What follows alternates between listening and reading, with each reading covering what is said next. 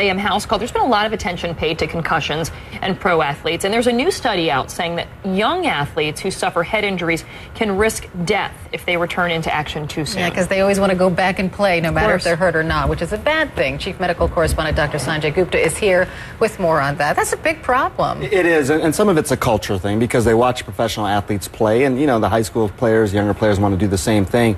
The numbers have not gone down over the last 30 years in terms of younger players who are going out there getting a second hit, a second concussion, and having sudden death as a result of that. And these are obviously very tragic stories, but it's exactly the situation that you described. They got a concussion, kind of blew it off, went back out there, got a second hit, and that caused a problem. I want to take a look at this picture sort of what happens specifically in the brain. You have this, two players hit. If someone's already had a concussion, what happens a second time around is that as opposed to just sort of the brain moving around, it starts to actually develop catastrophic swelling, as you can sort of see there in that animation. And that's the real problem. And so I guess part of the effort, and you've talked about this before, is having unified standards, on the sideline so that it's not the player's decision and it's maybe even not the coach's decision. But how do they sort of figure that out? That's right. I think it has to be an outside force because there is a lot of sort of pride, and obviously it's a very competitive sport, football and other sports as well, I should mention.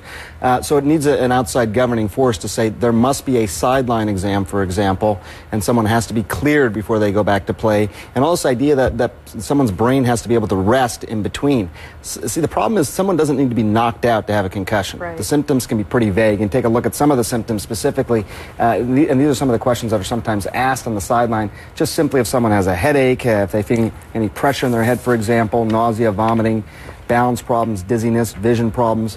For a football game, they might ask questions like, do you remember who you played last week? Did you win or lose? If they can't answer questions like that, they need to be sitting outside. Isn't that a pretty severe concussion? I mean, aren't lesser concussions, is it possible to have a concussion and not even know? Oh, absolutely. I mean, there's no blood test, there's no scan, and even these sideline exams, I think you're alluding to, they're by no means perfect. But keep in mind that there were players who clearly were having, vision problems, they were feeling dizzy, they had memory problems, who were being allowed to go back in and play. And that's part of the concern. That's starting to change, incidentally, at the professional level. Two things this fall. When you watch, you'll see sideline exams happening. Watch closely. If someone takes a hard hit, watch that player. They'll be on the sideline. A doctor will be checking their eyes and asking them questions. Also, they're moving the kickoff line further forward.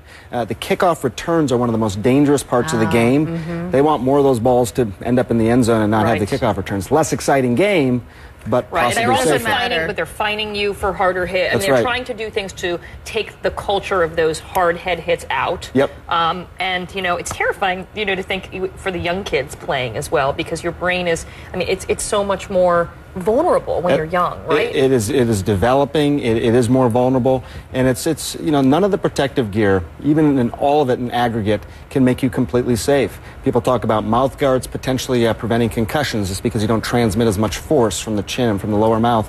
Helmets obviously getting better, but they're talking about genetic testing to find out who's most susceptible to concussions. Wow. But none of that's going to make it perfect, so some of this other stuff will help. That's it. That's right. No, don't say that. Don't say that. I have a friend who was refusing to let her kid play football. Golf it's going to hate you. Thank you. Thank you, Sanjay. Great to be here. Thank you. As always. Remember that. He'll hate you for that. Tennis. He could be the next Rafael Nadal. Come on.